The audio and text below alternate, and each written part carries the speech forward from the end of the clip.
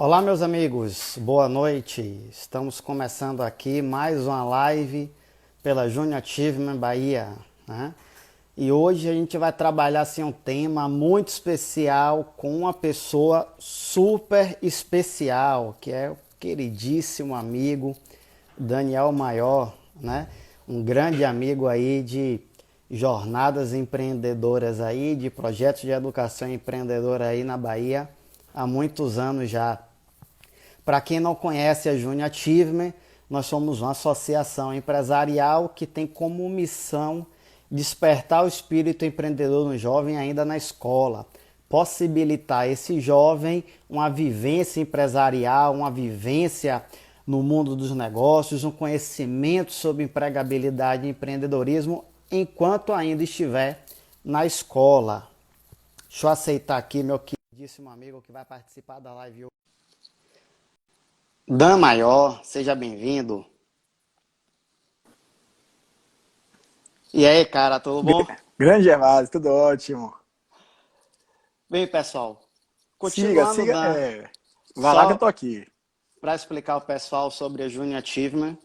Então, esse trabalho da Junior Achievement de levar a educação empreendedora para as escolas através do voluntariado é um produto, é uma ferramenta, um instrumento de transformação social, de transformação educacional, que possui aí 100 anos de tradição, expertise e sucesso espalhado no mundo afora. Então, são mais de 120 países que tem a Junior Achievement, aqui na Bahia, todos os estados. Já beneficiamos mais de 1 milhão de jovens aqui na história da Bahia com a educação empreendedora. E hoje nós estamos convidando um cara que já foi voluntário da Junior Achievement, já foi nosso diretor de marketing também no passado.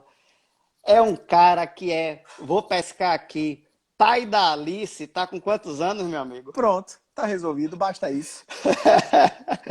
Vai fazer 6 meses segunda-feira. Oh, coisa boa, essa fase é uma delícia, vai passar rápido Pois é. demais. A minha já, a minha já tá com 14 anos já. Rapaz, você começou cedo. Grande Tice chegando aí, galera legal chegando, viu?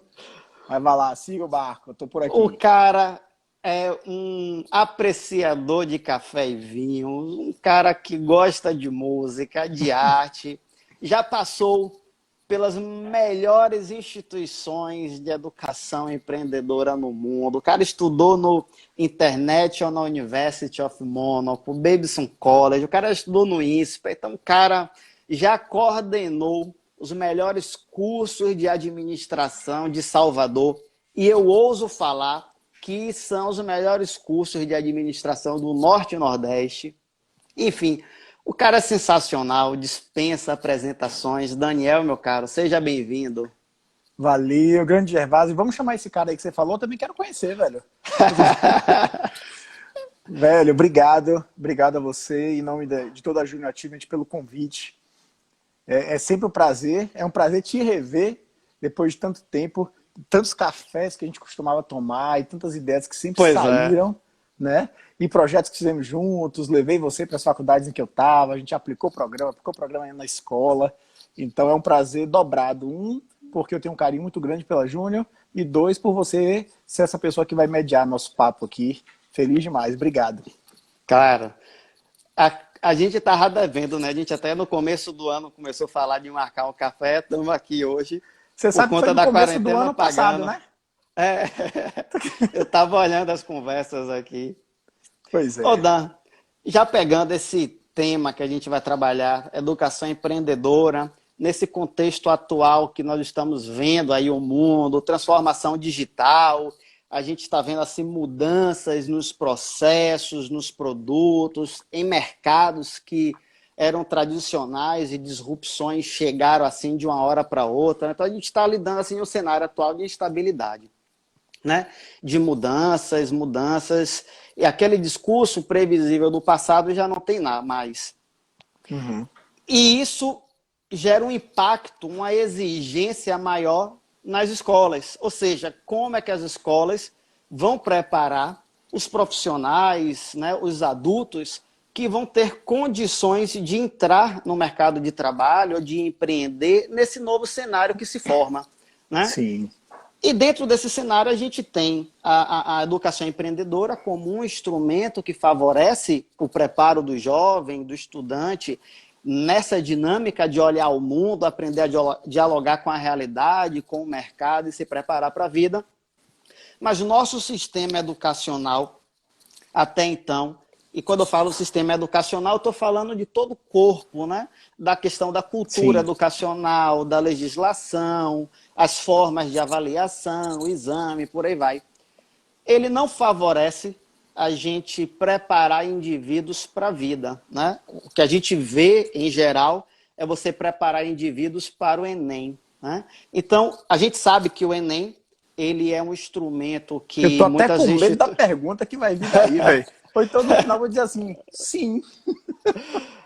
A gente vê, por exemplo, que o Enem é um instrumento que é necessário para você entrar em algumas universidades, fazer alguns cursos.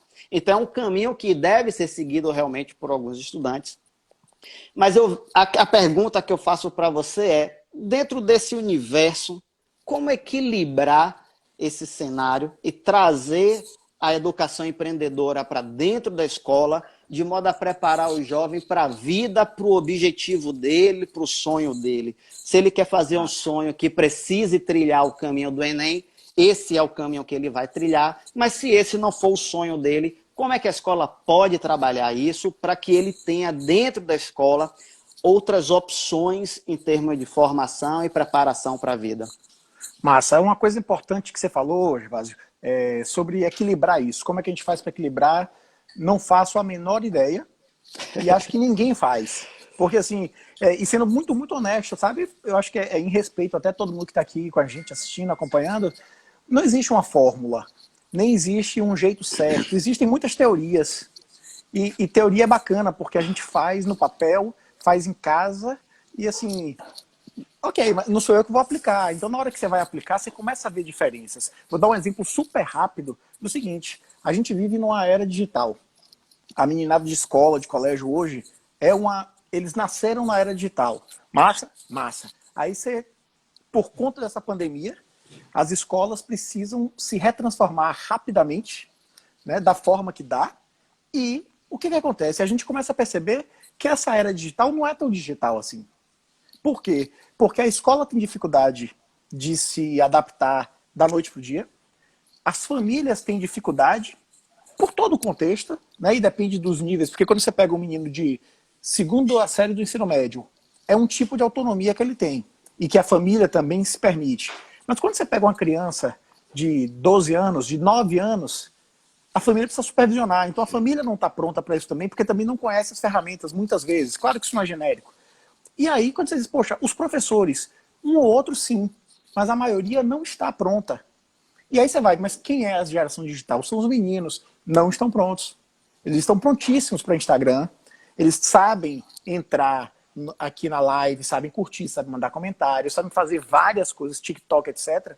Mas na hora que você vai para um ambiente de aprendizagem virtual, eles não estão totalmente prontos. Na verdade, estão muito despreparados. Por quê? Porque isso inclui, entre outras coisas, comportamento. Não é só conhecimento da tecnologia. Inclui você estar numa sala com outras 30 pessoas, 30 adolescentes, 30 jovens, 30 crianças, e você saber se comportar naquela sala virtual. Porque eu posso estar aqui com você falando, e do lado de cá, na verdade, você não sabe, mas eu tenho um outro celular que eu estou respondendo minhas mensagens.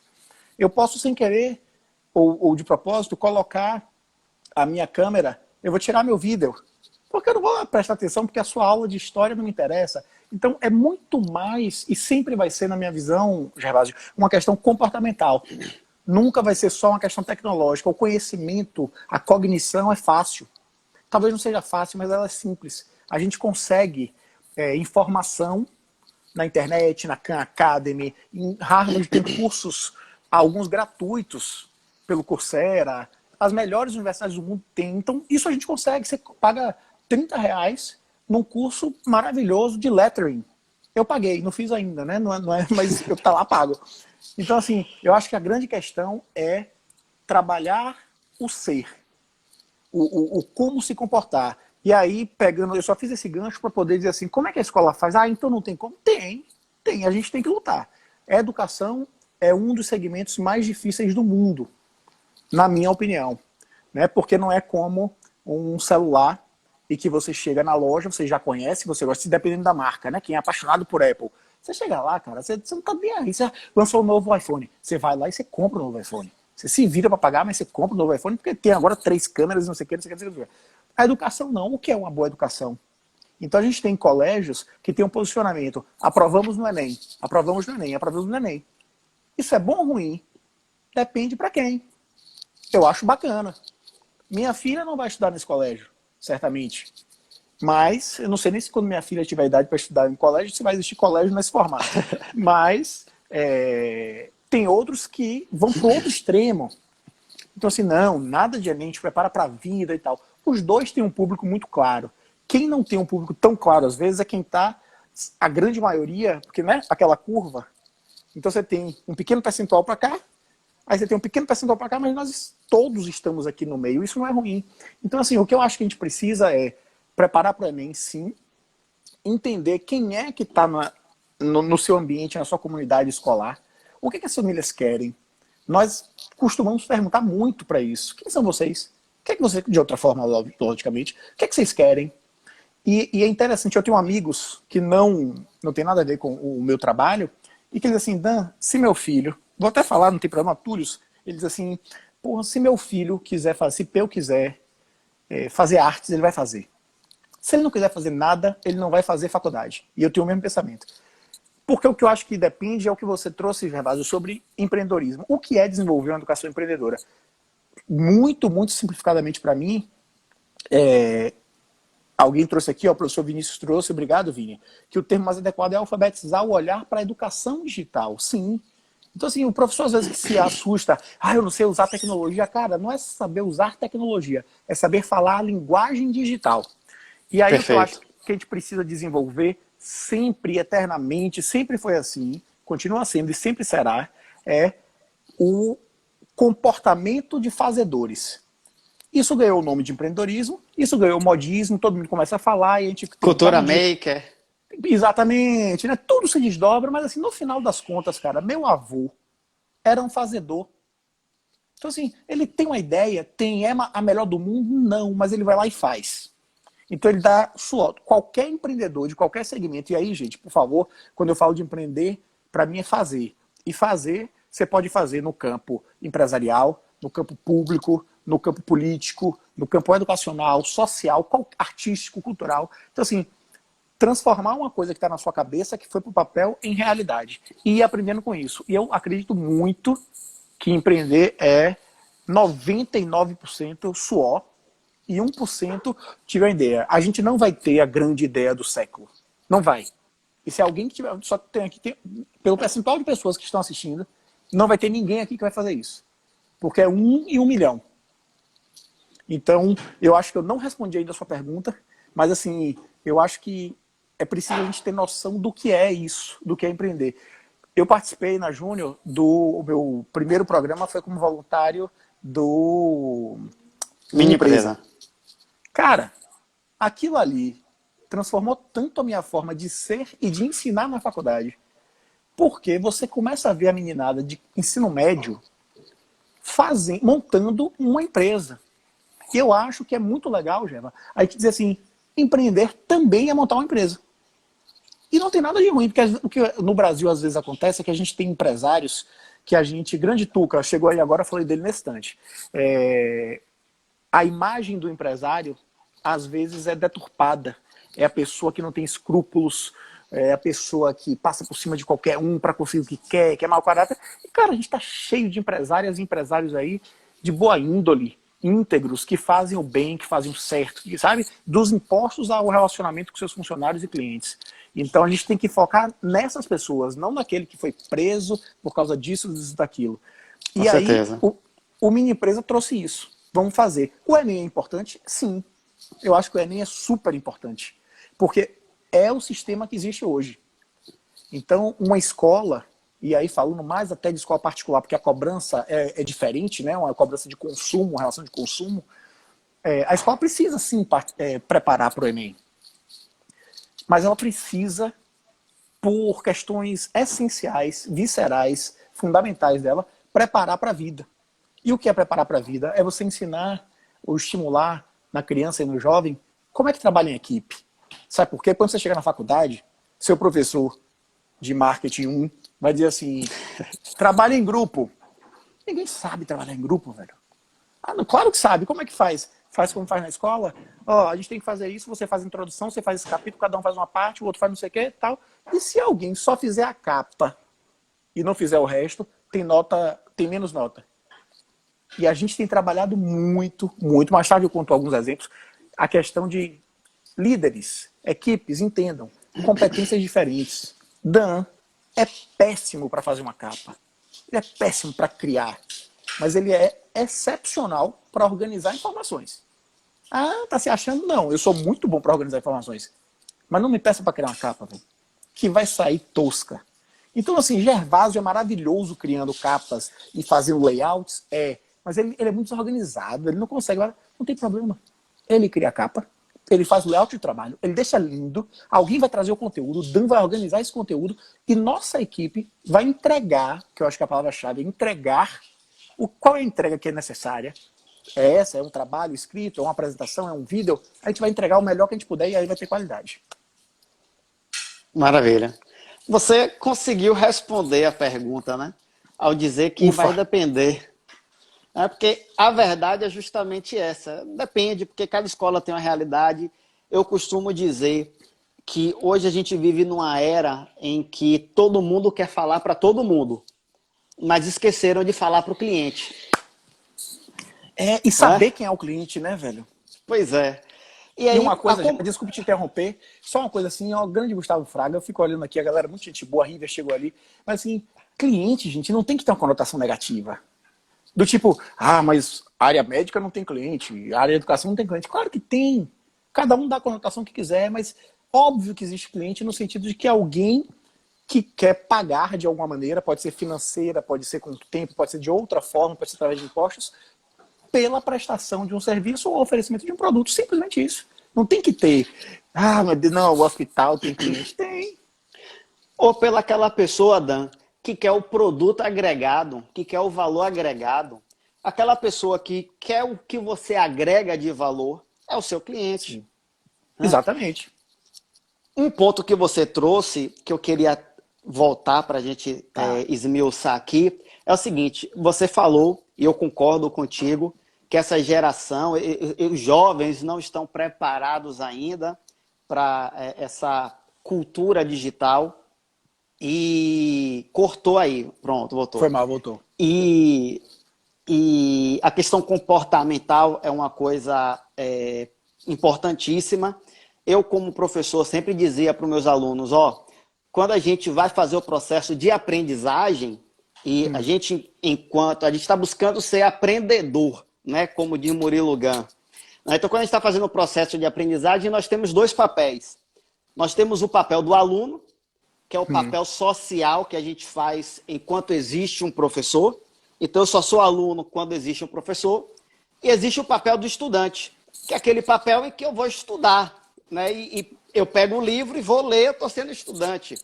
Sim. Né? Então, a nossa cultura geral, ela estimula o aluno. Ela não estimula o estudante. Pois é. E essa cultura, assim, a gente às vezes pensa que é uma coisa bairrista, é uma coisa soteropolitana, baiana, brasileira, latino-americana. Não é. Isso é uma coisa mundial. Quem faz diferente, faz porque pode arriscar. Então, assim, quando você vai, cara, você falou aí, né, de alguns cursos que eu fiz fora, eu fui estudar na Europa. Um ano. A faculdade, pequena, muito pequenininha, mas sensacional. Na minha sala eram 24 pessoas de 14 nacionalidades diferentes. Na faculdade eram 45 nacionalidades. Então, assim, era uma riqueza de troca muito grande. Eu tive professores, Gervásio, o cara tinha sido vice-presidente de um dos grandes bancos dos Estados Unidos. Foi um dos maiores aprendizados que eu tive. O cara difere muito do meu estilo. Mas ele era cri-cri, do tipo, imagine, eram 24 alunos na sala, a gente fez a prova durava 3 horas, ninguém conseguia entregar antes, porque a prova tinha 35 questões, ou 35 folhas. Você escolhia as questões que queria fazer, mas tinha que somar 100 pontos, enfim. E aí, dos 24 alunos, todo mundo fez a prova. Ele disse, vocês têm que colocar o nome. Se não colocar o nome, eu zero. Ele recebeu as 24 provas, 23 com nome e uma sem nome. Pô, só podia ser uma pessoa, né? Lógico. Ele zerou a prova. Ele pensou, mas você tem que ser de Karen. Era a única outra brasileira que tinha na universidade. Você é de Karen? Não, é na... Eles não tem nada com isso. Eu falei antes. Sem nome, sem nota. Ela ficou sem nota. Sabe quando ela tinha tirado 10 na prova? Ela é uma gêniazinha da matemática. Era a prova de finanças. Ela conseguiu passar direto, porque ela tirou 10 no resto todo. Mas, aí você diz, pô, mas o cara é miserável, não precisa isso, não pode ter flexibilidade. Pode, até pode. Mas nunca mais ela vai esquecer de colocar o nome dela nem no guardanapo, né? Então, assim, esse tipo de aprendizado é legal. O que a escola faz? A gente aprende a errar num ambiente seguro. Sabe? Então, assim, lá na universidade, na Europa, eu tive professores ruins. Não é um privilégio brasileiro nem baiano. A gente tem isso tudo. Eu tive 6 videoaulas com um bocado de gente boa chegando aí, velho. Lara, Rodrigão, Matheus Lobo, grande amigo, já chegou Elano mais cedo, eu dei um oi, eu não vi. Eu tive 6 aulas, cara. Você, obviamente, um monte de gente está assistindo, sabe quem é o pai da estratégia, que é Michael Porter. Até hoje, né, com as 5 forças de Porter e tal, eu tive 6 aulas com o cara, à distância. Pense aí, velho, que honra. E aí, a gente tava lá, porra, primeira aula, era ao vivo em Harvard, e a gente só assistia a aula, né? Cara, a gente saiu lá louco, velho. Na segunda aula eu disse, velho, boa. Na terceira eu tava... Na quarta eu tava abrindo outras coisas pra estudar, velho. Porque o cara é muito chato. Muito chato. Então, vocês podem em Harvard tem aula chata? Tem. Aí onde é que eu acho que entra? E muitas vezes acontecia isso comigo enquanto professor na faculdade, dizer assim, pô, Dan, sua aula foi ótima. Eu disse, sério, cara, o que você achou? Você percebeu que eu não fiz nada durante a aula?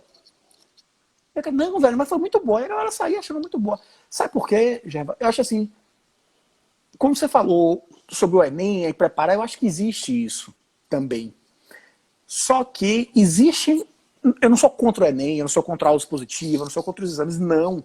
Eu sou contra todo mundo ser tratado da mesma forma.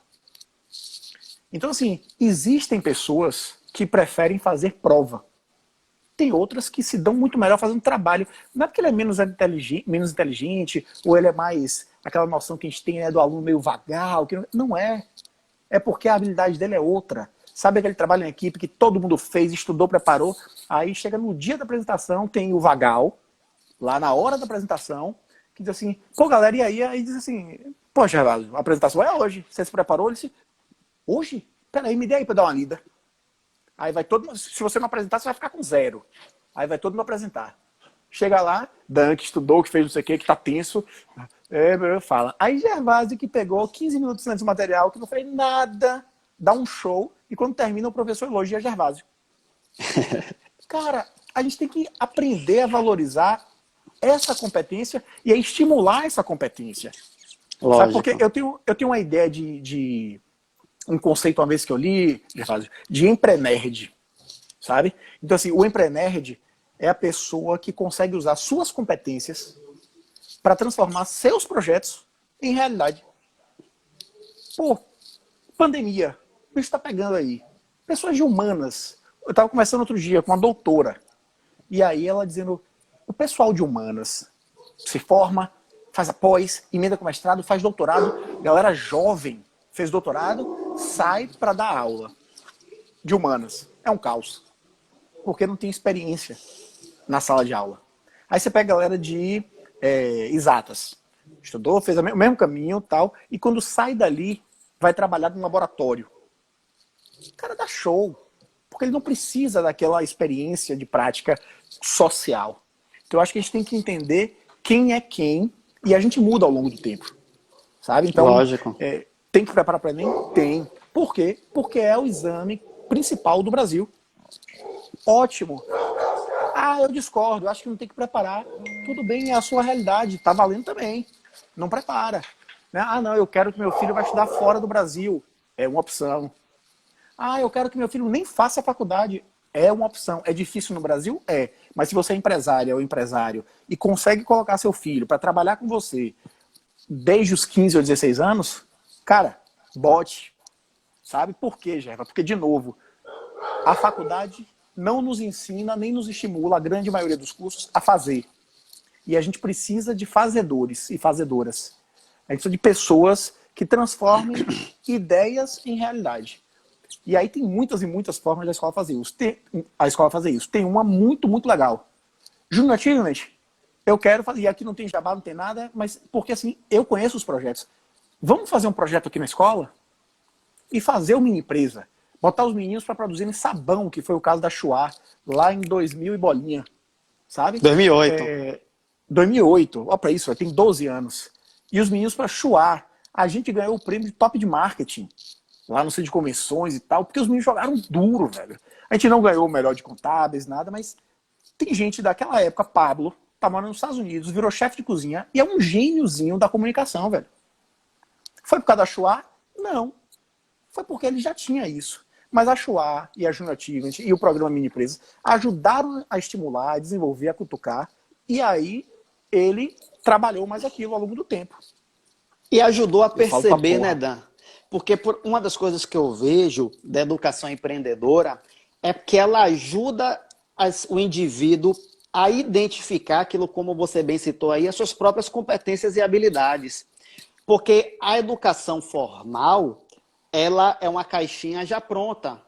E ela não estimula você experimentar, você fazer. Normalmente é um processo de decoreba, em geral, claro que existem escolas que têm um modelo diferenciado, mas o que a gente vê no comum é um modelo de decoreba, estude para isso, para a prova, faça um trabalho X, entregue o trabalho, uma apresentação assim. Então, é um modelo que estimula mais o aspecto de memorização, né? E de resposta do que o próprio desenvolvimento cognitivo, de habilidades e competências.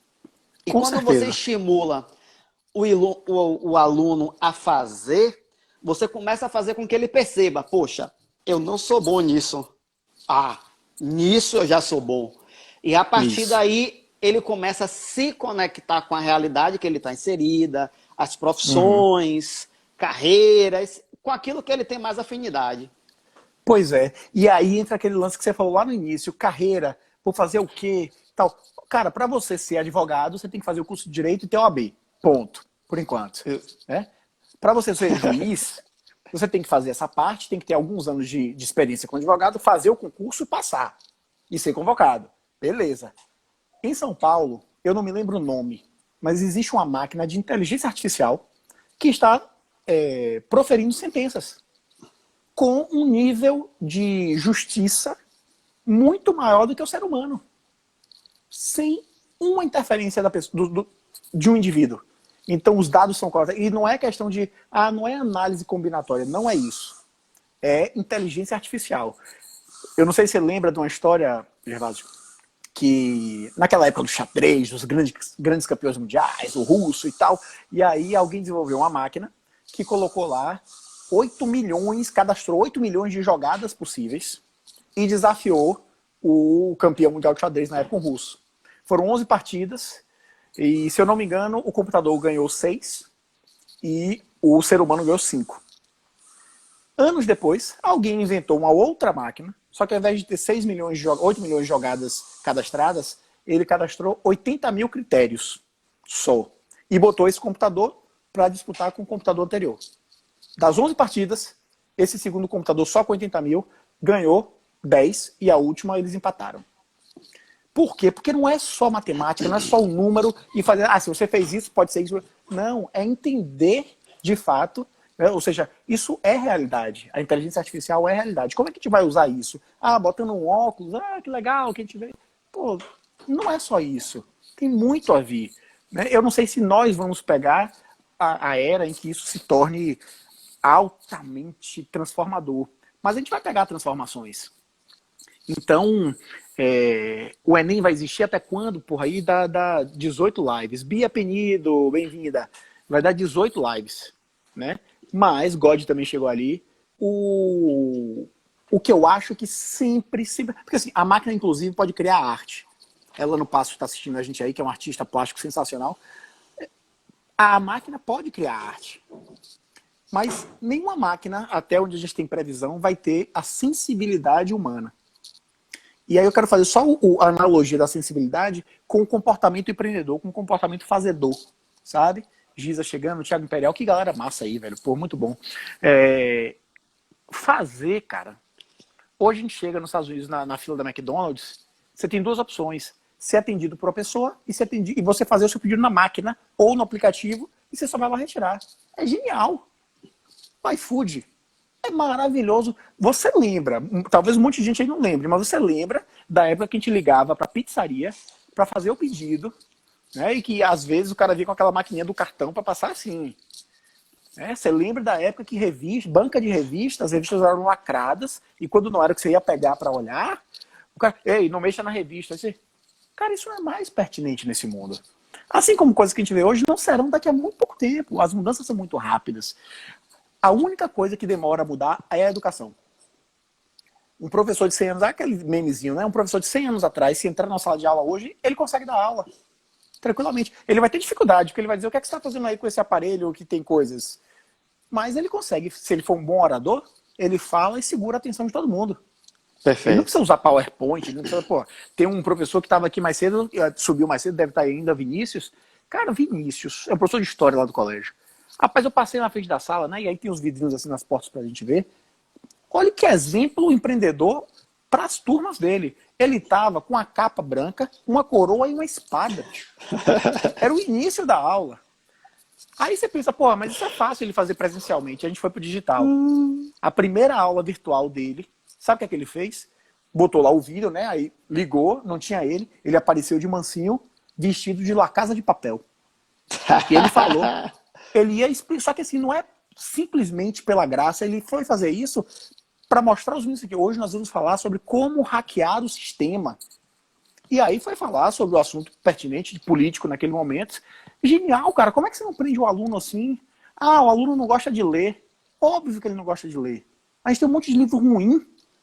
Por que você quer ler um livro? Lembra a administração por Chiavenato? O Chiavenato é um gênio. Mas o livro tem 850 páginas, pai. Quem é que vai ler hoje um livro de 850 páginas? Ninguém. Pega o resumo na internet. E tira a dúvida com o professor. Mas tire a dúvida com o professor. Leve lá. Professor Gervásio, me diga uma coisa. Eu discordo aqui desse tal desse Taylor. Por que esse cara fazia isso? Aí tem que explicar que na época era aquilo. E você mostra que hoje na Subway, Taylor tá vivo. Na linha de produção. Que os carros são feitos assim. Então, sim, eu acho que o Enem é muito importante. Mas eu acho que a gente precisa trabalhar antes, na escola, Gervásio.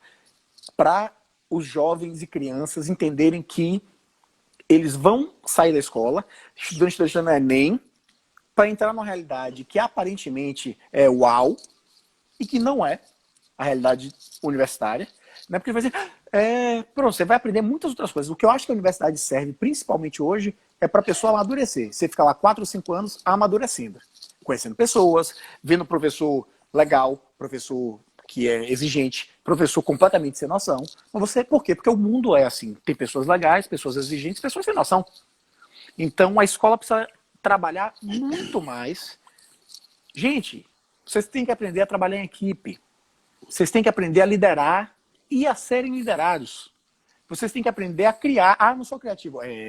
Deixa eu te contar um exemplo super rápido da capacidade de liderança de meninos de 12 anos de idade e 13 anos. É o exemplo que eu mais gosto. Eu estava passeando no corredor do pátio da escola, né? E aí a gente começou a criar uns trabalhos de unidade bem detalhadinhos, com regimento, com artigo tal, tudo. E aí, você tem ideia do grau de detalhamento, uma das tarefas era, vocês precisam entregar um mural de tamanho 1,5 por 1,5, até tal dia, às 11h30, na central de atendimento ao estudante. Se vocês entregarem depois, vocês vão ter desconto de meio ponto. 11h31 é depois. Já vai descontar meio ponto. Beleza? Lemos tudo isso com os alunos e tal. Aí eu tô passando pelo corredor, né? E aí vi a equipe de 6º ano, ou seja, 12 anos.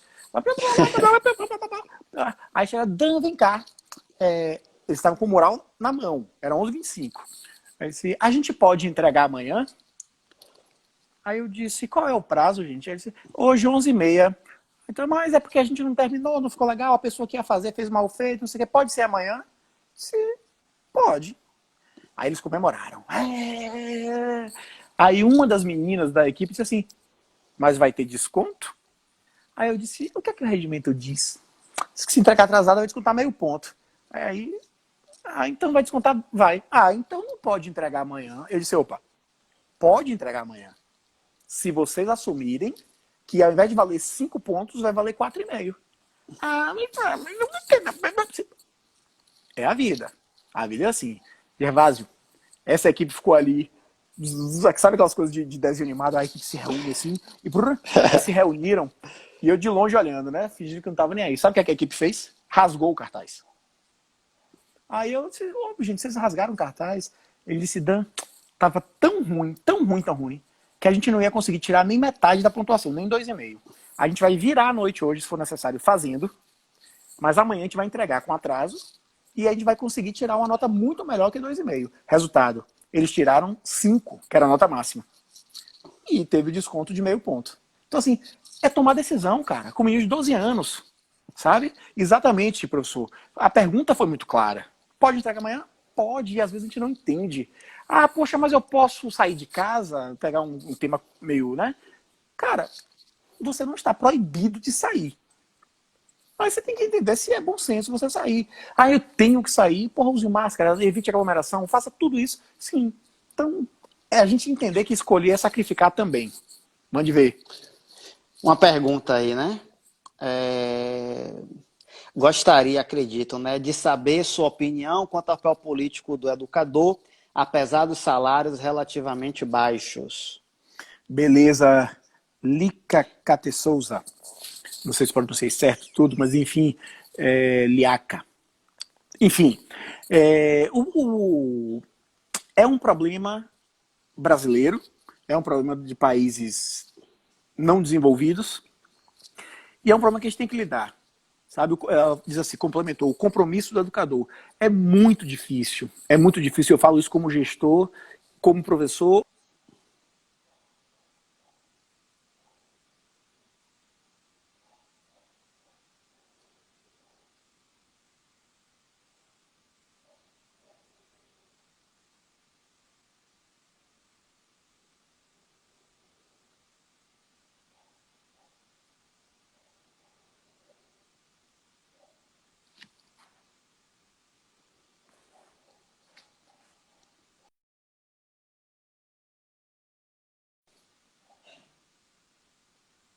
Opa, acho que a conexão do Dan saiu. Deixa eu chamar ele aqui novamente. Pronto, já voltou aqui.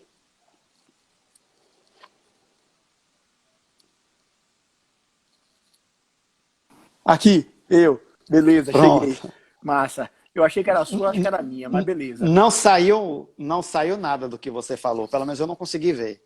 Não, tranquilo. Eu parei onde mesmo? Sobre a questão política. É muito complicado, sabe? É muito complicado porque são muitas partes envolvidas. Eu acho que sim, o professor tem um papel político muito importante. Eu não sou muito a favor depende da forma, da política em sala de aula. Porque a gente tem exageros, né? E como a gente tem pessoas diferentes, a gente discorda. Então, poxa, eu tive um exemplo em que uma mãe de aluno uma vez, a gente fez um evento cultural dentro da escola, chamada Festa Literária do Marisia, Flim, e foram convidados externos, Ricardo Ismael estava lá, Gabi Martins, foram 42 escritores, escritoras e artistas, Denis Sena estava lá, e aí teve um dos convidados que estava fazendo um pocket show entre violão e fala, e ele estava com a camisa que tinha uma mensagem política, que na época foi em 2019, era uma mensagem que estava todo mundo falando, né, entre, assim, não vou dizer qual delas, mas naquele nível assim, desde ele não até Lula livre, né, entre os extremos. E aí, bem-vinda Marcela Adelino mais uma vez, e a mãe, cara, entrou em contato porque aquilo era um absurdo. A escola promover, permitir aquilo. O cara foi falar de arte. O cara foi falar de cultura. Ele em nenhum momento falou sobre política. E se falasse, não seria nada demais. Né? A gente pediria, que pô, vai segurar onda, tal. Não é a ideia do evento naquele momento. Então, o professor, ele tem mais, acho que mais do que político, ele tem um papel formador muito importante. Porque o professor é um exemplo para os alunos. Ele é um exemplo do que ser, do que fazer, mas ele pode ser um exemplo do que não ser e não fazer. Então, assim, quando você chega, era triste, cara. Eu coordenei 2 faculdades aqui em Salvador, e em uma delas, a gente tinha professor que chegava em sala, Gervásio, e falava mal da faculdade. Eu tô aqui, tal, não sei o que, contra a minha vontade, salário, não sei o que, a faculdade não atrasava, nada, era o valor de mercado que se pagava, enfim, não era questão da coordenação, era questão do financeiro. Aí eu digo, cara, lava essa roupa internamente, sabe? Porque, assim, isso além de gerar atrito na imagem, na relação aluno-instituição, gera atrito também na sua imagem. Ninguém gosta de pessoas que reclamam o tempo todo. Perfeito. Sabe aquela pessoa a pessoa da fila do banco? Que diz, você tá lá na sua, né? Aí alguém passou na frente porque era prioridade, aí o outro passou, aí você tá quieto na sua, velho, ó, só no celular. Aí tem sempre uma pessoa atrás na frente, isso é um absurdo? Como é que pode, não sei o quê? Cara, eu fico assim, ó, se eu puder eu boto o fone, pra pessoa entender que eu não quero conversar, e aí continua, e aí começa a movimentar algumas pessoas na fila, daqui a pouco essa pessoa é a pessoa chata da fila, sabe? Porque reclamou, enfim. Desculpa, tô falando muito que eu tô adorando esse papo, velho. Perfeito. Cara, para a gente caminhar para o encerramento, eu vou fazer a última pergunta, que é o seguinte. Uma escola que ela não trabalha com educação empreendedora e ela entende a necessidade disso para o seu corpo de discente, para o seu corpo docente. Você que já tem uma experiência bacana em trabalhar com essa temática, já passou por várias instituições, já pôde trabalhar com vários projetos e ideias empreendedoras. Qual conselho, qual sugestão você dá para uma escola chegar assim, poxa, eu quero começar, qual o primeiro passo, vamos assim dizer, né? Dê aí o caminho das pedras. Perfeito, velho. Cara, não é difícil. Pode ser complexo, mas não é difícil. Então, fazendo o contraponto, é simples, mas não é fácil. Vá buscar quem conhece. Primeira coisa, se você não... Vou pegar assim, já fazer um exemplo do zero, que não sabe nada, que não faz nada. Ai, meu Deus, o que é que eu faço? Velho, me contrate que eu faço a consultoria, primeira coisa. Mas falando sério, faz o seguinte, ó. Vai lá na Junativement e diz assim, Junativement, tudo bem? Eu ouvi falar bem de vocês. Vocês poderiam vir aqui apresentar pra gente a proposta de vocês e os programas de vocês, ponto. Porque tem gente que diz assim, sem compromisso, com compromisso. Com compromisso, gente. Pelo amor de Deus. Quem é que vive sem compromisso, sem comprometimento? Você não precisa fechar. Mas assim, Claro. venha Tainã, venha Gervásio, venha quem seja. Eu quero conhecer. Beleza? Beleza. Vai, conhece, troca ideia. A outra é o seguinte, pô, será que o Sebrae tem uma coisa que se aplica a estudantes? Não sei. E a outra, joga na internet, velho. Tem gente fazendo, sabe? Tem gente que diz assim, pô, tem um programa bacana, tem um cara que começou a ir mais cedo, que é Gabriel Tarrão, ele tem um programa que ele desenvolveu, ele criou lá na escola, chamado Lidera, e que é um programa de desenvolvimento de lideranças. Antes da pandemia, eu tava no pé dele. Velho, que dia você vai botar? Que dia? Bota pra rodar, bota pra rodar, bota pra rodar. 2 semanas depois, suspende tudo. O programa dele tá lá lindo, a galera se amarra, já teve 3 gerações, seria a 3ª geração do Lidera. Mas eu acho que tem que buscar quem sabe. No nosso estado, na nossa cidade, para mim, a referência é a Junativement Bahia. Fato. Porque desde que você falou lá no início, são programas desenvolvidos para estimular o espírito empreendedor, o comportamento empreendedor em jovens. Ponto. Tá lá no fundador, eu me lembro, cara, que tem a frase dele, né, que você é o arquiteto do seu próprio caminho, é você quem constrói, não é isso? Então, Isso. Assim, porra, gente, a vida é isso, não pode contar muito com, mas é porque a sociedade não me ajuda. Eu vou ter só foi que apareceu a mensagem aqui. Se vire, faça. Mas poxa, eu queria largar tudo e fazer largue. Mas não dá. Isso não dá por quê? Você não tem coragem? Você precisa começar. E eu acho uma coisa muito bacana, Gervásio, errar. Erre rápido, aprenda rápido, levante rápido e faça de novo. Porque, gente, todo mundo vai errar. Muito. A gente vai errar mais do que vai acertar. Então, quando a gente vê assim, alguém que tem sucesso 10 anos, isso aqui a gente quer começar do mesmo ponto. Não é, cara, essa pessoa ralou, essa pessoa errou, mas aprendeu. E quando eu digo ralar, não é assim, trabalhar duro não é a mesma coisa de sofrer, né? No sentido, porque senão, porteiro de prédio, pai, ia ser a pessoa mais rica do mundo e mais feliz. Porque trabalha de plantão, de turno, mas eu acho que tem que procurar quem sabe. E assim, você não pode escolher 10 fontes, não. Vai em uma, em duas. Uma delas, eu tô te dizendo aqui de novo, galera. Junior Achievement, procura. Qual é o programa? É esse? É. Às vezes conhece alguém, toma um café. Várias vezes eu me inspiro com amigos em café. Alguém vem com a ideia e diz, porra, massa. Mas eu acho que esse é o primeiro passo. Valeu, cara. Deise Souza fez um comentário aqui que eu acho necessário falar. Ela disse, Sim. Dan, você me inspirou enquanto professor. Hoje sou uma professora que tenta ser 1% do que você foi para mim. Pô, cara, isso aí é para você colocar no mural, viu? Pô, velho, não, eu vou dar um print depois disso aí e vou postar e vou impulsionar, inclusive. Cara, Eu vou Daisy, até printar aqui. print. Daisy, se eu não me engano, foi na época da Nassau, né? Queridíssima, e já era diferente naquele tempo. Mas me corrija aí, viu, Daisy, se eu estiver errado em relação à instituição. Cara, eu duvido que você seja 1% só. Impossível, impossível. Porque senão você estaria assumindo que eu sou um gênio, Valil. Que eu sou um gênio da humanidade. E a genialidade para mim consiste unicamente em suor. A gente tem exceções. De novo aquela curva, né? A gente tem exceções. Pô, tem gente que é gênio porque é gênio. Seja lá qual for a explicação que você tiver. Porque veio assim, porque desenvolveu de alguma forma, tem um dom divino, nato, a meteoro diz assim, a luz vai ser dele. Mas é trabalho, trabalho, dedicação, sabe? Ah, Perfeito. poxa, Michael Jordan trabalhava muito, o tempo todo mundo, Jorge Paulema, trabalho. Todo mundo pode ter certeza que você for buscar, exceto uma pessoa ou outra ali, Romero Brito, grande artista brasileiro, o cara em Miami, o cara se picou para Miami, lenhado da vida, e vendia a obra dele nas calçadas. Hoje ele tem, porra, o prefeito de Miami já tem tempo de dizer assim, a cor do mar de Miami é chamado Azul Romero Brito. Não foi da noite pro dia, entendeu? Com certeza. Então, que bom ouvir isso de Daisy, e eu acho que as pessoas têm que se encontrar. Tem que se encontrar e todo mundo tem que ser inspiração para todo mundo através do ato de fazer. Do ato de pensar e transformar ideias em algo concreto. Ô, meu amigo, maravilha.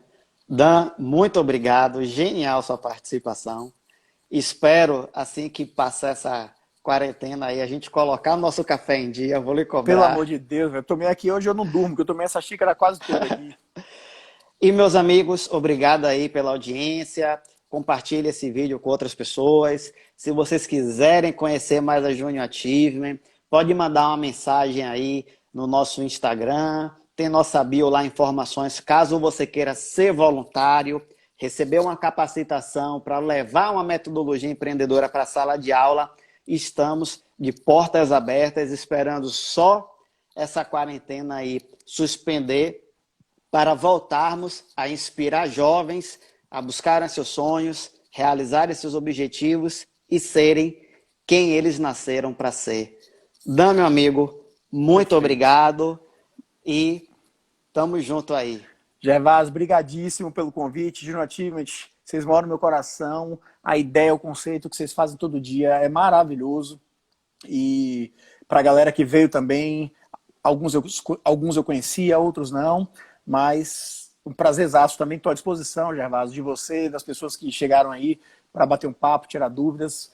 Estou sempre. O que você disser assim, Dan, eu estava pensando, a minha resposta é sim. Conte sempre comigo, irmão. Um abraço, viu? Igualmente, abração.